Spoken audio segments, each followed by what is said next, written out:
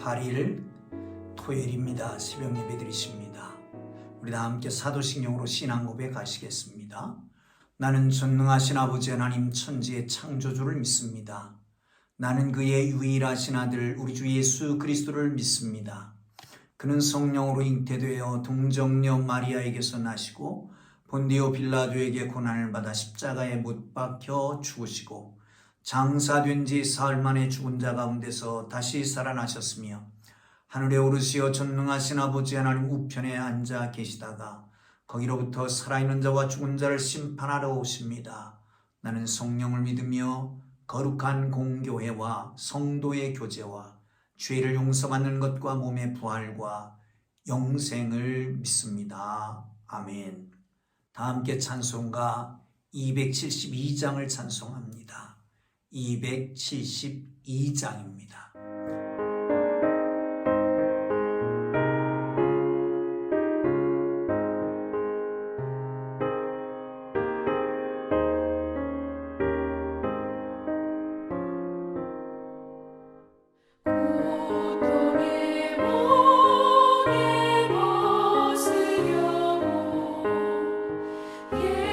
예수께로 나갑니다.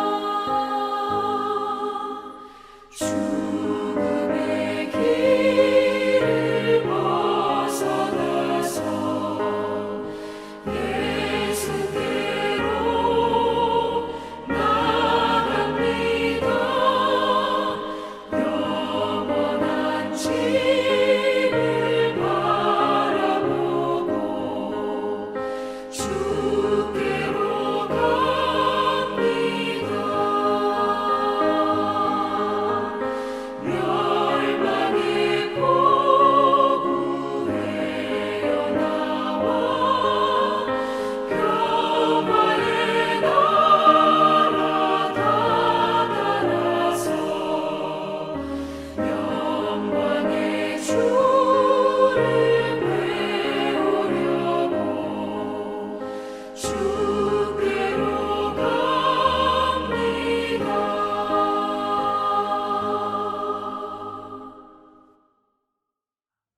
오늘 은혜 주실 기록된 하나님 말씀 사사기 20장 29절에서 48절까지 말씀입니다. 사사기 20장 29절에서 48절까지 말씀입니다. 그 중에 36절부터 48절까지만 읽겠습니다. 우리 다 함께 읽으면서 말씀 속에 계시되신 그 하나님의 놀라운 은혜가 여러분 모두에게 있기를 바랍니다. 함께 읽습니다. 이에 베냐민 자손이 자기가 패망한 것을 깨달았으니 이는 이스라엘 사람이 기브아에 매복한 군사를 믿고 잠깐 베냐민 사람들 앞을 피하며 복병이 급히 나와 기브아로 돌격하고 나아가서 칼날로 온 성읍을 쳤음이더라. 처음에 이스라엘 사람과 복병 사이에 약속하기를 성읍에서 큰 연기가 치솟는 것으로 분우를 삼자 하고 이스라엘 사람들은 싸우다가 물러가고 베냐민 사람은 이스라엘 사람 30명가량을 쳐 죽이기를 시작하며 이르기를 이들이 틀림없이 처음 싸움같이 우리에게 패한다 하다가 연기구름이 기둥같이 성읍 가운데서 치솟을 때에 베냐민 사람이 뒤를 돌아보매 온 성읍의 연기가 하늘에 닿았고 이스라엘 사람들은 돌아서는지라. 베냐민 사람들이 화가 자기들에게 미친 것을 보고 심히 놀라 이스라엘 사람 앞에서 몸을 돌려 광야 길로 향하였으나 군사가 급히 추격하여 각 성읍에서 나온 자들을 그 가운데에서 진멸하니라. 그들이 베냐민 사람을 에워싸고 기브아 앞 동쪽까지 추격하여 그 쉬는 곳에서 짓밟음에 베냐민 중에서 엎드려진 자가 18,000명이니 다 용사더라. 그들이 몸을 돌려 광야로 도망하였으나 림몬 바위에 이르는 큰 길에서 이스라엘이 또 5,000명을 이삭 줍듯 하고 또 급히 그 뒤를 따라 기돔에 이르러 또 2,000명을 죽였으니 이날의 베냐민 사람으로서 칼을 빼는 자가 엎드려진 것이 모두 25,000명이니 다 용사였더라. 베냐민 사람 600명이 돌이켜 광야로 도망하여 림몬 바위에 이르러 거기에서 넉 달 동안을 지냈더라. 이스라엘 사람이 베냐민 자손에게로 돌아와서 온 성읍과 가축과 만나는 자를 다 칼날로 치고 닥치는 성읍을 다 모두 불살랐더라. 아멘. 할렐루야. 사랑하는 성도 여러분, 오늘 본문은 어제와 계속해서 이어집니다. 이스라엘의 10지파, 머리 위까지 하면 11지파겠지만 함께 모여서 베냐민 지파를 치게 됩니다. 2번을 쳤습니다. 하나님 앞에 묻고 하나님의 응답에 의해서 하나님의 약속을 받고 순종했습니다. 그러나 2번이나 실패하게 됩니다. 반면에 베냐민 지파는 2번 승리하게 된 것이죠. 이 2번의 승리로 인해서 기세가 등등합니다. 교만해졌습니다. 중요한 것은 교만은 패망의 선봉이라고 하는 것이죠. 그 대가는 가혹했습니다. 사랑하는 성도 여러분, 반면에 이스라엘 백성들 하나님 앞에 철저하게 회개합니다. 울며 금식하며 하나님 앞에 번제와 화목제를 드리고 거기에 언약궤를 놓고 뿐만 아니라 제사장을 동반해서 하나님 앞에 기도합니다. 이번에는 하나님이 붙이신다는 것이죠. 그래서 매복을 시키고 그리고 쳐들어가는 겁니다. 이 베냐민 사람들은 그걸 알지 못하고 전과 동일하다 생각하고 쳐들어왔어요. 30명가량 이스라엘 백성들이 죽었습니다. 기고만장합니다. 그런데 그 이후에 매복했던 사람들이 일어나서 성을 점령하고 연기를 피우므로 그때에서야 알게 됩니다. 결국은 다 패망하고 군사들 동원됐던 25,000명이 다 죽고 성읍마다 다 도륙당하고 가축까지도 다 죽게 되는 그런 참담한 현상이 벌어지게 됩니다. 사랑하는 성도 여러분, 우리가 주목해야 될 것은 오늘은 어제는 이스라엘 백성들을 중심으로 말씀을 나누었습니다. 오늘은 베냐민 사람들을 중심으로 한번 생각해 볼 필요가 있을 것 같습니다. 한번 보시죠. 30절을 함께 보겠습니다. 이스라엘 자손이 셋째 날에 베냐민 자손을 치러 올라가서 전과 같이 기브아에서 맞서 전열을 갖추매. 아멘.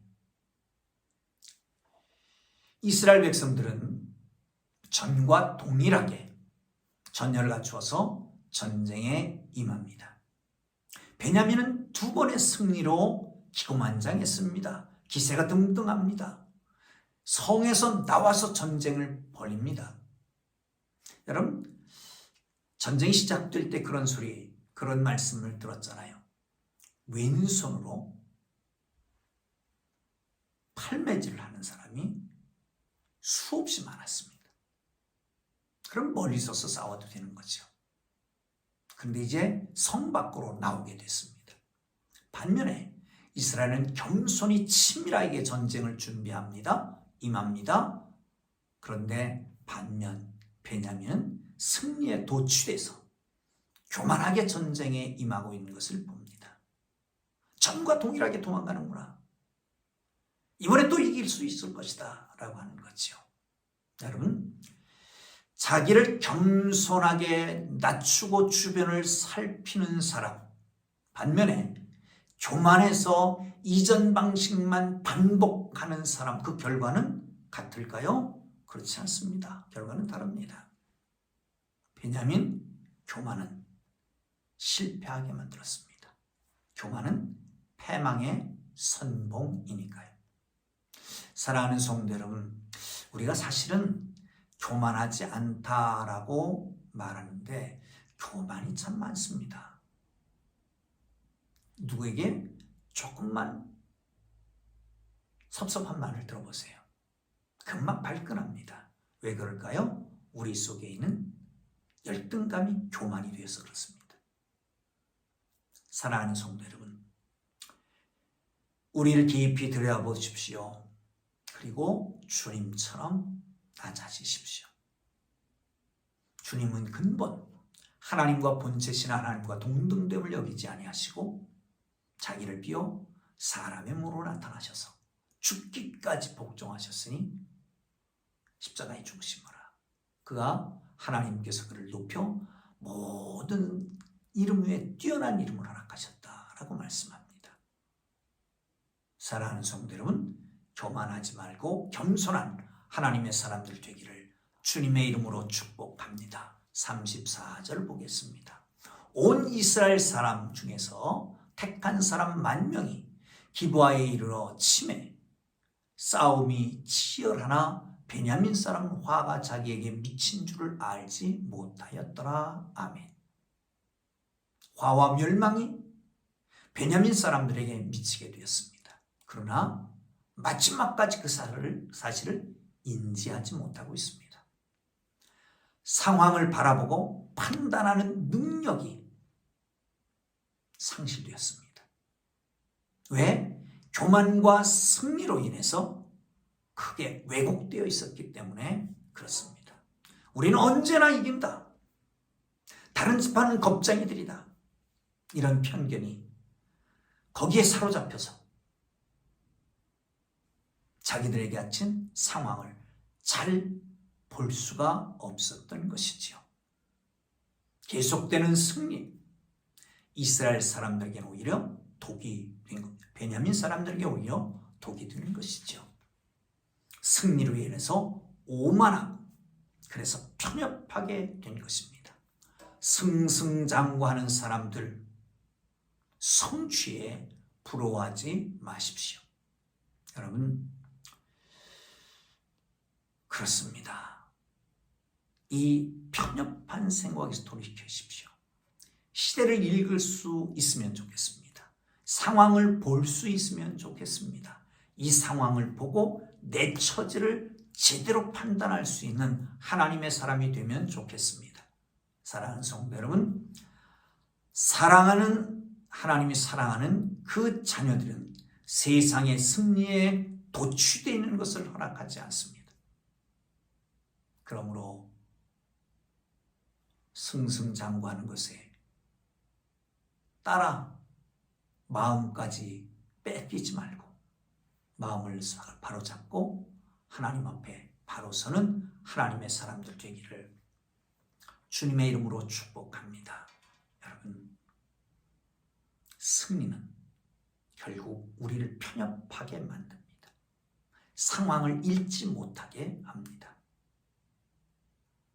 그걸 하나님 앞에 내려놓아 보십시오. 그러면 우리의 눈이 다시 뜨여지게 될 것입니다. 자, 39절 함께 보고 가겠습니다. 시작. 이스라엘 사람은 싸우다가 물러가고 베냐민 사람은 이스라엘 사람 30명가량을 쳐 죽이기를 시작하여 이르기를 이들이 틀림없이 처음 싸움같이 우리에게 패한다 하다가 베냐민 사람들이 초반 전쟁이 전개되는 것을 보면서 항상 요 약간의 처음에 요 전투를 보면서 자기들이 승리를 확신하게 되는 겁니다. 왜? 이전 전투의 양상이 동일했기 때문에 그런 거죠. 그러나 그들 뒤에 연기 구름이 치솟게 됩니다. 그때서야 깨닫게 되는 거죠. 베냐민 사람들처럼 우리 바로 앞에 벌어지는 일들만 볼 수 있는 우리. 길에 누가 매복해 있는지, 등 뒤에 누가 움직이고 있는지, 우리의 시선 저 너머에 많은 적이 있는지를 알 수가 없습니다. 여러분, 이제 귀성길이 시작됩니다. 고향을 찾아서 내려갑니다. 막히지요. 요즘 내비게이션이 있어서 참 좋습니다. 저 앞에 꽉 막히면 실시간으로 빠른 길을 찾아갑니다. 그것도 내비게이션을 다 달고 있으니까 다 글로 가다 보면 거기 더 막히는 수도 있습니다만은 우리는 요 앞에밖에 보지 못하잖아요. 지금 막히는 게 왜 막히는지도 모릅니다. 어디서부터 막히는지도 모르고요. 사고가 나서 막히는지 고장이 나서 막히는지 모릅니다. 그런데 내비게이션은 저 위에 인공위성에서 찍으니까 어디가 막혔고 다 아는 거예요. 그래서 길을 내주는 거 아니겠습니까? 여러분, 우리의 시야는 근시적입니다. 가까운 것만 봅니다. 사랑하는 성도 여러분, 좀 멀리 볼 수 있는 눈은 내가 가지고 있는 게 아니라 믿음이 가지고 있습니다. 하나님을 의지하십시오. 하나님을 믿으십시오. 내가 볼 수 있는 것, 내가 할 수 있는 것이 얼마나 됩니까? 그러기에 전능하신 하나님, 전지하신 하나님을 믿고 그분만 의지하는 하나님의 사람들 되기를 주님의 이름으로 축복합니다. 할렐루야. 자, 44절 함께 보겠습니다. 베냐민 중에서 엎드러진 자가 18,000명이 다 용사더라. 아멘. 교만한 기세가 하늘을 찌를 것 같던 베냐민 사람들이 한순간에 패배자가 되고 맙니다. 우르르 성에서 뛰쳐나와서 추격했던 그들이 순식간에 돌아서는 이스라엘 백성, 이스라엘 군사 앞에 추풍낙엽으로 쓰러집니다. 패배자가 되고 마는 것입니다. 이스라엘 백성들은 거침없이 달려듭니다. 베냐민 사람들을 진멸하게 되지요. 매우 급작스러운 반전. 베냐민 사람들이 연이은 승리의 마음이 높아진 만큼 추락하는 것도 급격하게 일어났던 것이지요. 그들이 의지했던 세상의 것들은 오랫동안 높은 자리를 허락해 줄 수가 없습니다. 도리어 교만하고 높이 올라간 만큼 쓰라린 고통이 그들에게 돌아가게 된 것입니다. 여러분, 수단 방법을 가리지 않고 죄를 지었어도 성공하기만 하면 된다, 출세하기만 하면 된다 라고 하는 사람들 다 어디 있습니까? 저 유치장에 있잖아요. 떵떵거리던 사람, 큰소리치던 사람들이 어느 날 갑자기 저 유치장에 들어가서 콩밥을 먹고 있는 거 아니겠습니까? 사랑하는 성도 여러분, 그렇습니다. 정말 세상의 것에 도취되지 말고 하나님 앞에서 하나님을 따라가고 하나님을 의지하는, 하나님의 것으로 기뻐하고 만족하는, 아니 세상의 물질 때문에 기뻐하는 게 아니라, 명예 때문에 자랑스러워하는 게 아니라 하나님을 알고 믿고 하나님의 성령이 우리 속에 있으며 그 은혜 안에서 기쁨이 충만한 육신의 정욕, 안목의 정욕, 이생의 자랑을 따른 것이 아니라 보암직도 하고 먹음직도 하고 지혜롭게 할 만큼 탐스럽기로 한 그것으로 말미암은 게 아니라 하나님으로 인해서 기뻐하고 즐거워하고 하나님으로 인해서 만족하는 하나님의 사람들 되기를 주님의 이름으로 축복합니다. 교만의 대가는 혹독한 것이었습니다. 이방 민족과 압제자들보다 더 큰 환난과 핍박이, 도륙이 베냐민 사람들을 내리쳤습니다. 지파의 중추라고 할 수 있는 군사들 뿐만 아니라 삶의 기반이 되는 성읍이 다 파괴됩니다. 가축들 역시 사육되게 되죠. 죄와 교만의 다른 결말은 성경에 쓰여 있지 않습니다. 죄는 언제나 최악의 결과만을 가지고 옵니다. 죄인들이 원하고 추구하고 소유했던 것들과 정반대의 것들을 선사하는 것이죠. 하나님 없는 삶의 결과는 모두 그런 것입니다. 우리가 보면 삶은 다양한 삶이 있는 것처럼 보입니다. 그러나 사실은 하나님 안에서 누리는 영생 아니면 죄의 대가만 있을 뿐입니다. 다시 세상엔 다양한 삶이 있는 것처럼 보이지만 그러나 사실은 하나님 안에서 누리는 영생 아니면 죄의 대가만 있을 뿐입니다. 죄 없는 사람의 승승장구는 정말 박수갈채를 보내야 합니다. 그러나 하나님 없는 사람의 몰락은 급작스러운 것입니다.